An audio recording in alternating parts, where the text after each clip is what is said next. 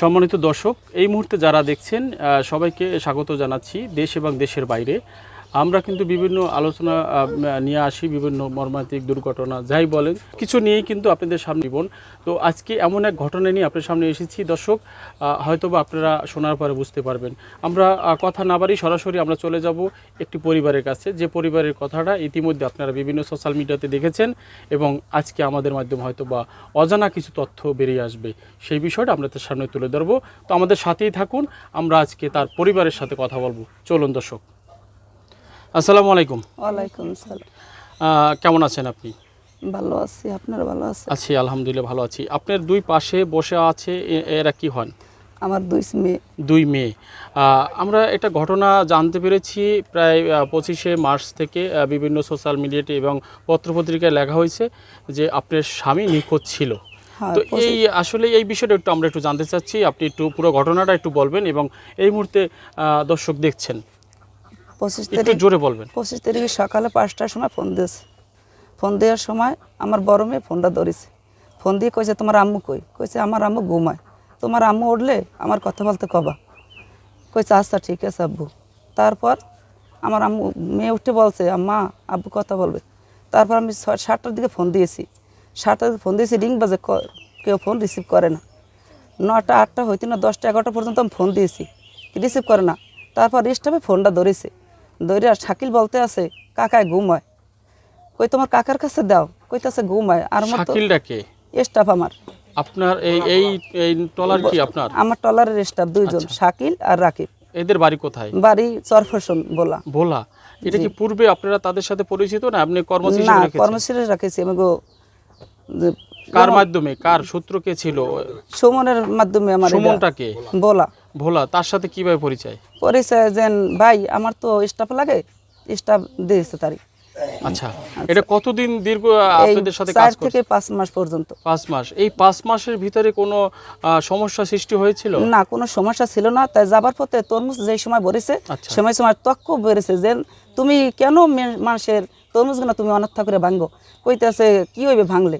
তারপরে আমি তক্ক হয়েছে। তারই আর এক এই তরমুজালের মালিকে বলছে স্টাফ কোথায় গুনে রেখেছো, এই স্টাফ দিয়ে তোমরা কোনো সময় আমার কাজ দেবা না। তারই বলছে ভাই ওই করেন না, এটা আমি এই মাত্রই এই টিপ দিয়ে আমি অগো বাদ দিয়ে দেবো। আচ্ছা, এই তক্রটা আমি মোবাইলে ফোনে শুনে পর আমি ওইটি আমি করছি। তারপর তরমুজ উঠাইয়া যেই সময় আওয়াজ ধরছে এই সময় বলা লালমন থেকে মাল লইছে সিমেন্ট 2600 মাল সিমেন্ট বলে হয়েছে 2400 মাল। তারপর এইবার ওই পথেই আমার স্বামী ওই 5টার সময় যা কথা বলছে আপনার সাথে? হ্যাঁ, আমার মেয়ের সাথে। আচ্ছা। তারপর কথা সারাদিন আর আমার কাছে হয় নাই, কিন্তু ওই শাকিল ধরছে 11টা 11:30টার দিক দিয়ে যত ফোন দিছি কিন্তু শাকিল ধরেছে। তারপর তার একটার সময় পরে তিনি ফোন আর রিসিভ হয় নাই। রাত 8টার সময় ফোন দোনোটাই বন্ধ, ফোন আর কেউ খোলা না। এই সময় আমি সবার কাছে সহযোগিতা চাইছি যে দেখেন কোন জায়গায় আছে, কোন জায়গায় গেছে। এক জায়গায় খোঁজ লাইছি, কইতেছে তারা তো বরিশালের লাইনে ঢুকছে। তারপর আমার ছোট মামার সাথে ফোন দিছি, মামা একটু ডিউর কাছে ফোন দেন, বরিশাল তো সকল জায়গায় ডিউ আছে, যদি ট্রান্সফার করে থায় মাল তাও সেই জায়গায় আপনি ফোন দেন। তার বলছে আচ্ছা মা তুমি দেখতে, তুমি চিন্তা করো না। একটু আপনাকে থামিয়ে দিচ্ছি, প্রথম মালটা কোথা থেকে রওনা দিয়েছে? ঢাকা থেকে রওনা দিয়েছে ভোলার উদ্দেশ্যে। ভোলার উদ্দেশ্যে ঢাকা থেকে। আর প্রথম বরিশাল থেকে মাল নিয়ে গিয়েছিলেন? হ্যাঁ। তারপর ঢাকা থেকে কিছু মাল নিয়ে বরিশাল উদ্দেশ্যে এবং ভোলার উদ্দেশ্যে রওনা দিয়েছে। ভোলা উদ্দেশ্যে কিন্তু ওই তারপর আরেক মাঝির দ্বারা ফোন দিছি, হে বলছে যে মাল তো ভোলাই আসবে, কিন্তু বোর তো দেখতে আসি জালকাটি বরিশালের লাইনে ঢুকছে খালে। তারপর আমার ছোট মামার সাথে আমি কথা বললাম, মামাই বলছে তা মা আমি দেখতে আসি, তুমি কান্নাকারি করো না। আমি অনেক কান্নাকারি করছি যে আমার স্বামী সারাদিন আমার কথা বলেন না। আপনি কি করে জানতে পারলেন যে ভোলার বাদ দিয়ে জালকাটির উদ্দেশ্যে? ওই জন্য এক মাঝি বলছে যে ট্রান্সফার করতে পারে। আচ্ছা, মাল যত মালিকে ট্রান্সফার করতে পারে, তুমি দেখো। তার সব জায়গায় ফোন দিয়েছে, কোনো জায়গায় পায় না। তারপর সারা রাত ভাই বেরাদার লইয়ে সবার কাছে আমি ফোন দিয়েছি, কোনো খোঁজ নিখোঁজ। তারপর রাত 12টার সময় শাকিলের বাপের কাছে আমি ফোন দিয়েছি, রাত 1টা 1:30টার সময়। তে বলছে আমি কই আপনি কে? আমি আপনি কি শাকিল রাকিবের বাবা? কয় জি। আমি আপনার 2 সন্তান আমার কাছে, আপনি কি কারণ ঘুমাই? আমি আপনার সন্তানগুলো কথা বলছেন? কয় বলছি। কোন সময়? কয় 6টা 7টার সময়। তা বলছেন এখন যে নিখোঁজ সেটা জানেন? কয় নিখোঁজ হইলে আমি কি করবো, ফোন বন্ধ, নিখোঁজ খোঁজ করবো কেমনে, ভাই একদিন বাঁচলে একদিন ফিরে আসবে, এই কথা কে বলছে? বলছে শাকিলের বাবা। আচ্ছা, তারপর আমি তো ফোন জিজ্ঞেসি কোন জায়গা আছে, কইছে ঢাকা। আমি অনেক জায়গা, অনেক দূরে, পয়লাগঞ্জ অনেক দূরে। সকালে ফোন দিছি, কইছে আমি নোয়াপাড়া। শহর পর ফোন দিছি, কইতেছে আমি এই ডেলেজারে। ওহিদুলের সাথে সর্বশেষ কথা হয় কোন দিন? হ্যার সময় 7টার সময় কথা হয়েছে বলে। সকাল সকাল 7টার কাছে। আর এই ছেলের ঘটনা সাথে আসলে আপনারা জানতে পারেন যে ওনারাকে মারা হয়েছে কতদিন, মানে কত ঘন্টা আগে? কত ঘন্টা এখন তো বলতে, 5টার সময় যা কথা বলছি, কিন্তু রাত্রি মোটামুটি না না, সকাল 5টার সময় বোর্ড ছাড়িয়ে ফোন দিয়েছে। আমি বোর্ড ছাড়ছি আম্মু, আমার মেয়ের সাথে বলছে। আচ্ছা, তারপর আমি মনে করেন কান্নাকাটি করি, সবাই এবার তো বিশ্বাস করছে, এবার তো পাই না নিখোঁজ।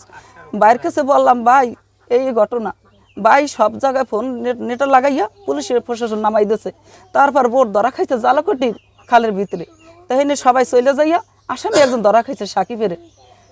বোট বা বোট সহ মাল একজনকে পেয়েছে? পেয়েছি। দুই ভাই ছিল? দুই ভাই ছিল। এক ভাইকে পেয়েছে? এক ভাই পেয়েছে। আচ্ছা, রাকিবের পালাইয়ে গেছে। আচ্ছা।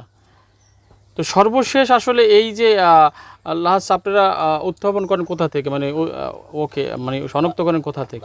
ঢাকা থেকে ভাসমান অবস্থায় ঢাকা মুন্সিগঞ্জে পাওয়া যায়। আচ্ছা, ওখানে আপনারা গিয়েছিলেন, আপনাদের স্বজন যারা আছে, আত্মীয় স্বজন ওখানে? হ্যাঁ, যোগাযোগ সবাই গিয়েছি। তারপরে যে ওখানে শনাক্ত করে নিয়ে এসেছি। আচ্ছা, তারপরে এই যে বিভিন্ন জায়গায় প্রশাসনের যে সহযোগিতা চেয়েছেন, এই বিষয়ে একটু বলেন আপনি।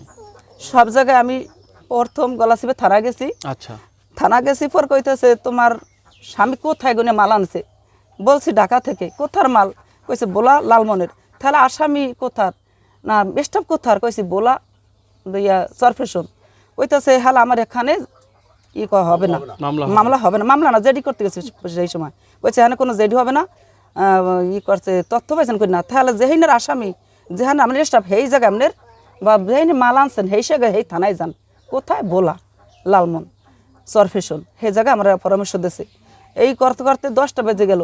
11টা সাড়ে 11টার সময় খবর আইলো জালকটি বোট ধরা পড়েছে। তারপর জালকটি মামলা গিয়েছে, গলাচিপ আমারে মামলা নেয় নাই। তারপর পয়লা নেয় নাই। তারপর আমি এই না নেওয়া নেই, আমি মোবাইলের মাধ্যমে শুনতে আসছি যে আমার স্বামী বোট লইয়া সিমিট বিক্রি করিয়া সে বলে নিখোঁজ হয়েছে।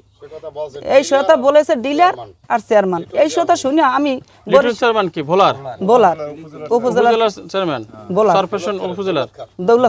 খার উপজেলা চেয়ারম্যান লিটন। জি, তারপর আমি চলে গেছি বরিশাল বিশ্ব বিভাগ যে ডিআইজির কাছে।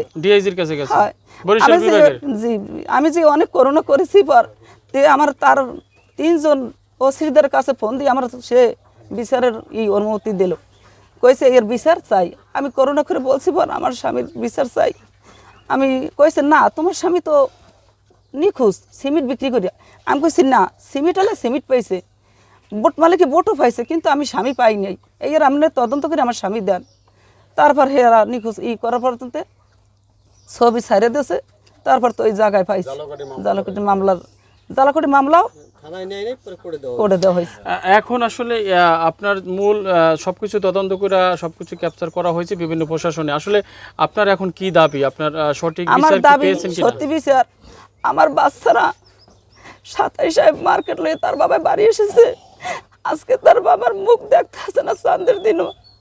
আমি এর বিচার চাই। আমার সন্তানের বাবা হারা হয়েছে, আমি স্বামী হারা হয়েছি, আমি এর বিচার চাই আপনার কাছে। প্রধানমন্ত্রীর কাছে আমি আবেদন, তার বাবার বিচার চাইছি। আমি হে নারী, আমি এক নারী, আমি এর বিচার চাই নারী হইয়া এর কাছে। দর্শক, আপনারা শুনছিলেন আসলে একটা পরিবার আজকে একেবারে নিঃস্ব হয়ে গেছে। এবং আমার 2 মেয়ে, এক ছেলে, ছেলের বয়স 6 বছর। আজকে 4 দিন হয়েছে তার বাবার চাই বাবা, আমি বাবা এনে দিতে পারতেছি না, অসুস্থ।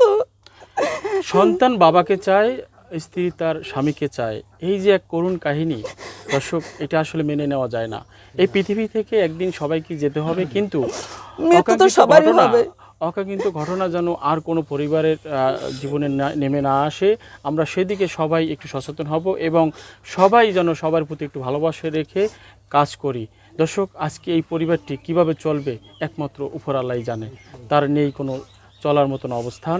তো আমরা এই পরিবারের প্রোগ্রামটি অবশ্যই শেয়ার করে দেবেন এবং প্রশাসনের কাছে যেন অবশ্যই পৌঁছায় সেদিকে সবাই একটু সচেতনভাবে শেয়ার করে দেবেন, সবার প্রতি ভালোবাসা রেখে, এবং এই পরিবারটির মুখের দিকে তাকিয়ে হলো এই প্রোগ্রামটি শেয়ার করার ব্যবস্থা করে দেবেন।